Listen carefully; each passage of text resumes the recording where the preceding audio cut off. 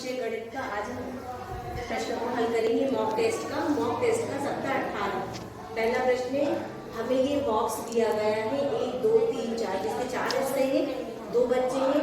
मान लीजिए समन ने 1 हिस्सा खाया और सुमित ने 2 हिस्से खाए। तो इस प्रश्न में हमें बताना है कौन सा हिस्सा नहीं खाया, उसे भिन्न के रूप में बताना है। तो इसको बताने का सबसे सही तरीका होता है, 1 समन ने खाया तो इसको छायांकित कर दिया, 2 सुमित ने खाया इसको छायांकित कर दिया, 1 2 3 भाग छायांकित हो गए। हमें बताना है कौन सा भाग बच गया, बचे हुए भाग को बताना है। तो हम देख पा रहे हैं कि 1 भाग बचा, तो इसको बताने का तरीका होता है कुल भाग को हम नीचे लिखते हैं और बचे हुए भाग को ऊपर लिखते हैं। इसे लिखेंगे 1/4, इसका उत्तर होगा 1/4।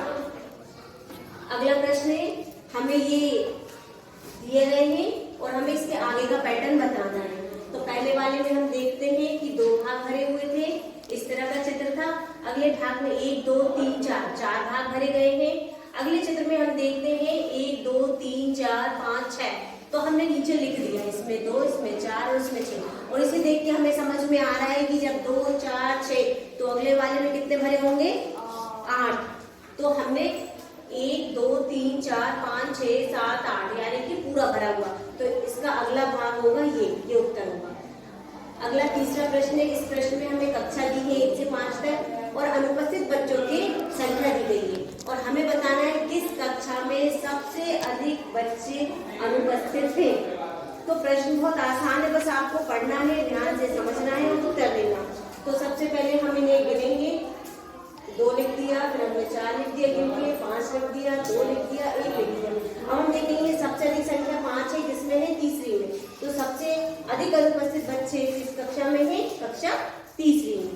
यह हमारा तीसरा प्रश्न हो गया। अगले प्रश्न में हम आते हैं, हमें चित्र ए दिया गया है और चित्र बी दिया गया है और हमें ये बताना है कि इनकी व्याख्या, इनका विवरण क्या सही होगा। तो सबसे पहले हम देखते हैं, ये चित्र ए में 1 2 3 4 5 हिस्से हैं और हर एक जो ये लाइन है वो है 1 वर्ग इकाई, ये वर्ग के रूप में है और 1 वर्ग इकाई। दूसरा हम देखते हैं 1 2 3 4 5, हम गिन पा रहे हैं कि दोनों 5 5 है, ये भी 5 वर्ग इकाई और ये भी 5 वर्ग इकाई। तो इसको देखने के बाद इसकी सही व्याख्या, सही विश्लेषण हम ये जान पा रहे हैं कि चित्र ए का विश्लेषण क्षेत्रफल, चित्र ए का क्षेत्रफल चित्र बी के क्षेत्रफल के समान है, 5 5, तो समान है दोनों का क्षेत्रफल, तो ये इसका उत्तर होगा। अगला हम देखते हैं प्रश्न 5वां, 30 सेंटीमीटर तार से एक आयत बना है। 30 सेंटीमीटर तार से एक आयत बना है, ये आयत है और ये कितने सेंटीमीटर तार से बना है, तो 30। तो 30 से बना मतलब कि बाहर की पूरी लंबाई, तो बाहर की पूरी लंबाई जो होती है उसे हम बोलते हैं परिमाप। तो हमें परिमाप दिया हुआ है और हमें लंबाई चौड़ाई दी है 4 सेंटीमीटर। पैमाना या सूत्र होता है वो है 2 कोष्टक लंबाई घन चौड़ाई कोष्टक बराबर परिमाप। तो हमने ये लिख लिया बराबर परिमाप 30 था, 30 लिख दिया। अब ये जो 2 है इसे हम इक्वल टू उधर ले जाएंगे, तो ये गुणा में है तो भाग में आएगा। ये कोष्टक के बाद 2 था, हम पीछे ले गए इक्वल टू के दूसरी तरफ, तो बटे में आया, 2 से 30 को भाग दिया तो 15 आ गया। अब लंबाई तो हमें ज्ञात करना है, चौड़ाई हमें पता थी 4, हमने 4 लिख दी बराबर 15। अब ये जो धन का निशान है, इस 4 को हम इक्वल टू के उधर ले जाएंगे। जब भी इक्वल टू के दूसरी तरफ ले जाते हैं तो संख्या यहाँ प्लस की आगे जाके माइनस में हो जाएगी, क्योंकि हमें लंबाई ज्ञात करना है।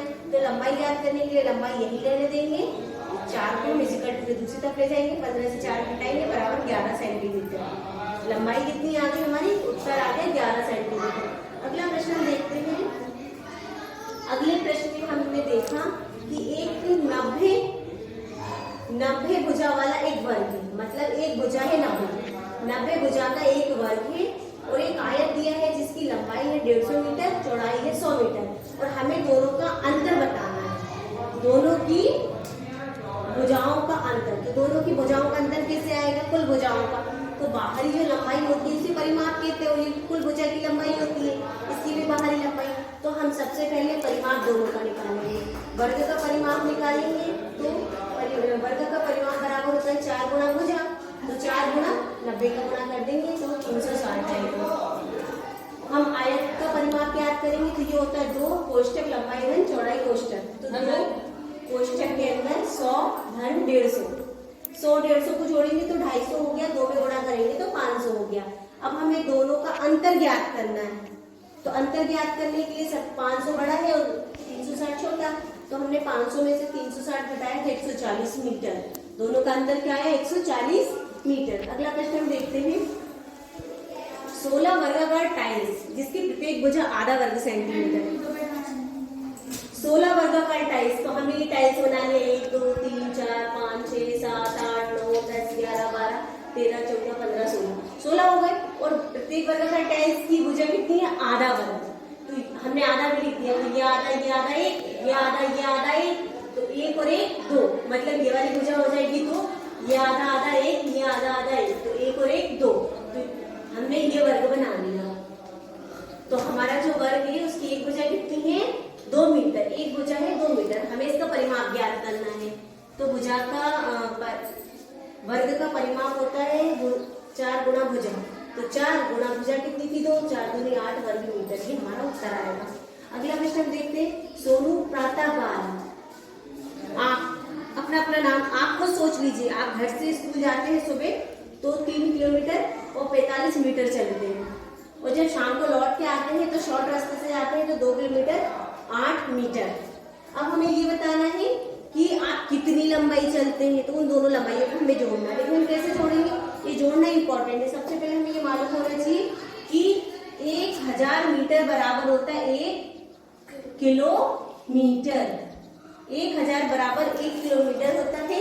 तो हम तभी तो इसको सही तरीके से लिख पाएंगे। 3 किलोमीटर तो 3 लिख दिया। अब ये मीटर में हमने दशमलव लगा दिया। 45 लिखा है, 45 मतलब यहाँ आएगा, यहाँ हमें 0 लगाना पड़ेगा। इस 0 की जगह पे 0 लिखा और 45 किलोमीटर। इसके बाद 2 किलोमीटर 8 मीटर, 2 दशमलव, अब 8 लिखना मतलब यहाँ 8 आएगा, तो इन दोनों में क्या आएगा? 0 0 0 0 8 किलोमीटर। अब हम इसे जोड़ देंगे, 8 और 5 को जोड़ेंगे तो 13 की 3 हासिल किए 5, 0 दशमलव की जगह दशमलव 5। तो उसकी कुल जो सोनू की जो कुल उसने चला है वो है 5 किलोमीटर 53 मीटर। अगला प्रश्न है। हमें एक फर्श दिया हुआ है। फर्श मतलब ऐसा हमें दिया हुआ है जिसकी लंबाई है 7 और चौड़ाई है 6 मीटर, और एक हमें वर्ग दिया हुआ है जिसकी एक भुजा है 4। अब हमें इस फर्श पे हमें 4 मीटर भुजा वाला गलीचा बिछाना, और बिछाने का कितनी जगह शेष रह जाएगी वो हमें बताना है। अर्थात दोनों का हमें परिमाप निकाल के, परिमाप के क्षेत्रफल निकाल के और घटाना है। तो फर्श का हम निकालेंगे क्षेत्रफल। तो फर्श का क्षेत्रफल क्या होगा? लंबाई गुणा चौड़ाई, क्योंकि आयत है, आयत का क्षेत्रफल होता है लंबाई गुणा चौड़ाई। तो लंबाई थी 7, चौड़ाई थी 6, 7 42 मीटर। और गलीचे का हम क्षेत्रफल ज्ञात करेंगे तो क्षेत्रफल होता है 4 भुजा गुणा भुजा। तो 4 का तो 4 गुणा 4 16 जाएगा। अब गलीचा नहीं बिछवाया, इस गलीचे को हम इस पे बिछाएंगे, जितनी जगह बच गई वो हमें बताना है। अर्थात हमें दोनों के परिमाप को, क्षेत्रफल को घटाना है। तो हमने 42 से 16 को घटाया तो आएगा उत्तर 26। तो इसका उत्तर है 26 वर्ग मीटर। इसे आप नोट कर लीजिए, बस यही दिखना चाहिए उत्तर पे, ठीक है। चलिए अगला प्रश्न देखते हैं 10वां। एक आयत हमें दिया है। इस आयत में हमें लंबाई दी है 60 मीटर, चौड़ाई दी है 35 मीटर, और इस प्रश्न में लंबाई का चौड़ाई से अनुपात ज्ञात करना है। ये अनुपात क्या होता है? तो ये जो 2 बिंदी लगाई ना मैंने, इसे बोलते हैं अनुपात। इसे हम बटे के रूप में भी लिख सकते हैं, भिन्न के रूप में भी लिख सकते हैं, और ये चिन्ह लगा के लिखते हैं, इसे बोलते हैं अनुपात। तो हमें लंबाई का, तो सबसे पहले हमने लंबाई लिख दी, फिर लिखा है का चौड़ाई से, फिर हमने चौड़ाई लिखी, दोनों के बीच में अनुपात का चिन्ह लगा दिया। तो ये जो चिन्ह लगा रहता है ये एक तरह से भाग को प्रदर्शित करता है। तो हम दोनों को देंगे किस पहाड़े से इसमें भाग जा रहा है। 3 से भाग जाएगा, यहाँ 5 से 3 से भाग नहीं जाएगा, तो फिर हम देखेंगे कि 5 से भाग जाएगा। तो 5 एकम 5 और 1 बचा तो 10 हो गए, 5 दूनी 10। आ रहा है समझ में? 5 एकम 5, 1 बचा, 10 हो गए, 5 दूनी 10, इसमें भाग चला गया। फिर हमने ये अनुपात का चिन्ह लगा दिया। फिर 5 का पहाड़ा पढ़ेंगे, 35 आना चाहिए। तो 5 एकम 5, 5 दूनी 10, 5 या 15, 5 को 16, 5 को 20, 50 25, 5 के 30, 5 सत्ते 35, 5 सत्ते 35, तो 5 सत्ते 35 हम 7 लिखेंगे, तो हमारा उत्तर हो जाएगा 12:7। इस चिन्ह को हम अनुपात कहते हैं और हमारा उत्तर हो जाएगा 12:7।